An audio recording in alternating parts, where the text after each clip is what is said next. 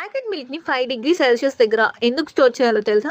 Milk ని farmers దగ్గర నుంచి కలెక్ట్ చేస్తారు. ఇమీడియట్ గా చిల్లింగ్ సెంటర్స్ కి పంపిస్తారు. స్పాయిలేజ్ అవ్వకుండా ఫ్రెష్ గా ఉంటుందని.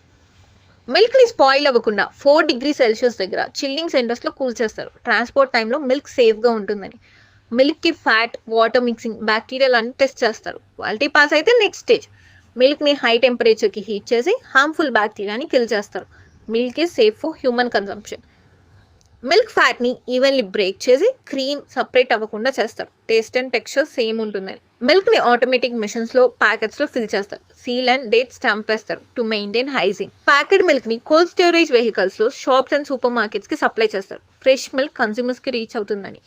ప్యాకెట్ మిల్క్ ని 5 డిగ్రీ సెల్సియస్ దగ్గర ఎందుకు స్టోర్ చేయాలి అంటే బ్యాక్టీరియా గ్రోత్ కంట్రోల్ చేయడానికి, and taste and smell protection కోసం, అండ్ షెల్ఫ్ లైఫ్ ఇంక్రీజ్ చేయడానికి.